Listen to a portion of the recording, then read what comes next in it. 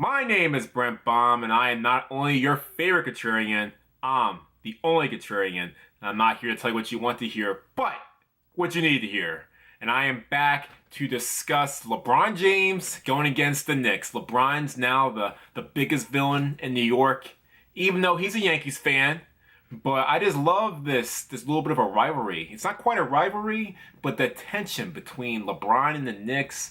It started from when LeBron James was throwing a little bit of shade, even though I don't think he was throwing shade at him. But he said that the Knicks should have drafted Dennis Smith Jr. 8th overall over Frank Ntilikina, and I don't disagree with him. I would have drafted two guys over Frank Ntilikina. I haven't seen enough of Frank Ntilikina to have, I guess, an opinion about how good he will be, but I would have drafted Dennis Smith Jr. or Malik Monk over him. Because I just think that for one, Dennis Smith Jr., he's more of a complete point guard than Ntilikina. He's got a better jump shot. He's better in the pick and roll game. And he's a player that you can really build around. Isaiah Thomas is big on him. And I'm not talking about Isaiah Thomas on the Cats. I'm talking about Zeke. Isaiah Thomas is very big on Dennis Smith Jr. He has a complete package from a lot of experts and pundits are saying when it comes to Dennis Smith. And just you look at the film. So far, Dennis Smith Jr. is looking like one of the best rookies. Probably the second best rookie next to Ben Simmons this year. And then Malik Monk. I think Malik Monk would have brought instant offense to New York. A lot of excitement. He's a slasher. He can score at will. He had a couple of big games with Kentucky last year. So that's another guy I would have drafted. But I get why Knicks didn't draft him. They already signed Tim Hardaway Jr. So there really wouldn't be much room for Malik Monk at that point. I mean, he's already losing minutes to the fact that he's playing over with the Hornets with Kemba Walker. So it's not really much room for him. So I don't disagree with LeBron. It's not shade. It's not shade at all. He's just telling you how it is. The fact that he feels that one player is better than another. He's seen more of Dennis Smith Jr. That's like his little brother. So I'm not so much against that. But I get it. Like I said, I think that was great that Enes Kanter, Kristaps Porzingis were defending Ntilikina. But I do think it was really funny how during the game last night, how first quarter, like this was like mapped out. Okay, this is like WWE scripted, pre-scripted type of event where LeBron he first bumps into Kanter, then he bumps into Ntilikina, then Ntilikina gets in his way, then he moves Ntilikina out the way, and then Kanter gets in LeBron's face and starts barking up a storm. Now LeBron James, he won the barking match. He just said a few little words and just turned the other way. He doesn't need to deal with Enes Kanter. Kanter's a good player. And the game where the Cavs, they ultimately won the game, but Kanter had a good game. 20 points, 16 rebounds. Ntilikina, he didn't really do much. He had 6 steals, but only had 7 points, and he's still a rookie. He's still learning. I'm not going to jump the gun on him. I know at first, when the Knicks drafted Porzingis 4th overall a couple years back, I was all over that. But he showed me that now Porzingis is one of the best players in the NBA. This year averaging 30 points per game. So I'll give Frank a little bit of time. But I do think it's just funny how the little bit of the banter, the bickering, the bantering between LeBron and Kanter. LeBron saying, hey, I'm the king of New York. And then Kanter saying, well, he's not the king, the queen, the prince. He's not any of that when it comes to New York. Kristaps Porzingis is the king of New York. So the way I look at it is I think that there's never just one king of New York. I think that LeBron is one of the kings, but he's not the king. Okay? He had some pretty dominant matchups against the Knicks. He nearly had a 50-point triple-double earlier in his career, a couple years back, where he was just one rebound away from a 50-point triple-double. He finished with 50 points, 9 rebounds, 11 assists. So he just missed that. But he always does tend to play his best games in New York. Last night he had 23 points, 9 rebounds, 12 assists. Just missed another rebound away from a triple-double.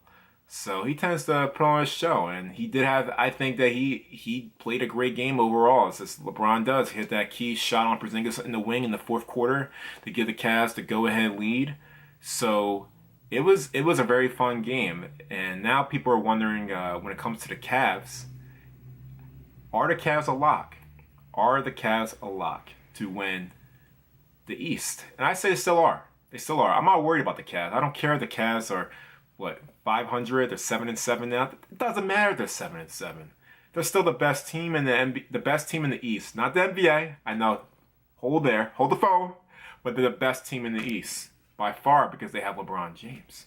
Sure, you have Boston. They're 12-2. They're having a very good start. Kyrie Irving is showing so far he can be the franchise player of a team. Even without Gordon Hayward, they're still 12-2. You look at the Washington Wizards, they're another team that's going to be competing against them. But the rest of the teams, it's up for grabs when it comes to teams in the East. The Sixers look very good. You look at the fact that the Hornets, they're another team that actually looks pretty good this year. Dwight Howard's having a pretty good year. Granted, those teams aren't really going to be competitive. The Knicks, I say the Knicks are looking good this year. So, and the surprise teams right now, these are surprise teams. I'm not sure how much longer it's going to last. But you look at the Magic and you look at Detroit. They're at the top, some of the top teams in the East.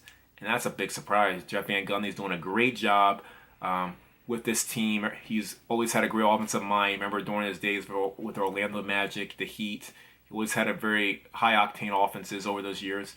And then the Magic have a lot of good young players. They move Aaron Gordon to the power forward position. You look at Vukovic, stretch 5 now. And Fournier, the shooting guard, he's very good.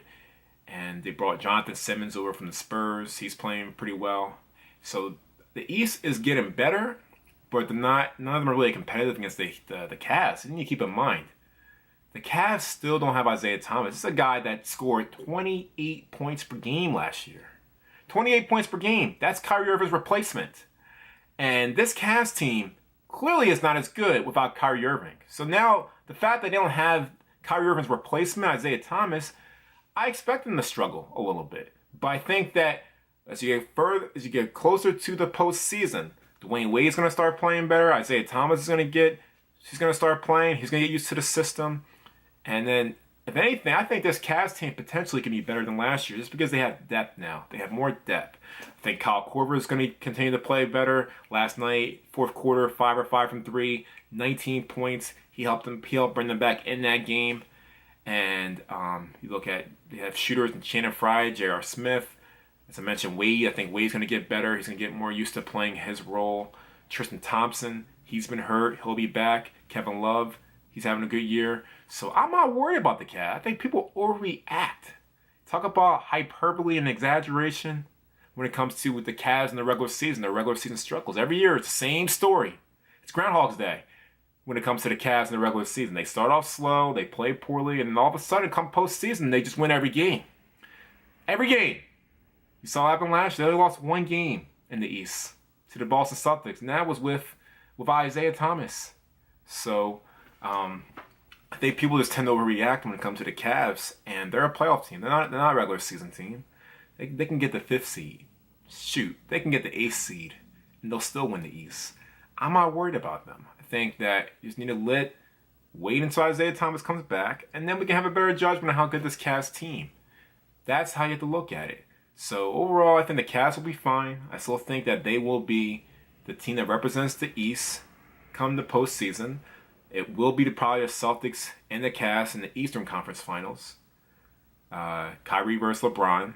So that to me is where it's going to be. I think the Cavs are just a team that they have the experience more so than other teams, and nobody in the East can really just go against LeBron James. Giannis, he can challenge LeBron, but not enough. They need a little bit more help. And but other than that, I would say no other player one-on-one can really go against LeBron James. So I still have the Cavs. I still think they're the best team in the East, and that's the way it's going to be. And I think that the Knicks, they should be happy that LeBron is getting them so much attention, because the Knicks, actually, they're a good team this year. They're solid. Kristaps having a great year, but LeBron James is putting them over. Sure, he buried Frank Ntilikina a little bit. He buried him. But at the same time, that's his motivation. That's bulletin board material. Sometimes that gets the best out of players, and Frank might be an all-star. Who knows? That's what the Knicks hope for. That's why they drafted him 8th overall. So, in a nutshell, don't worry about the Cavs. As Aaron Rodgers says, you need to relax. Relax. It's too early. I rest my case.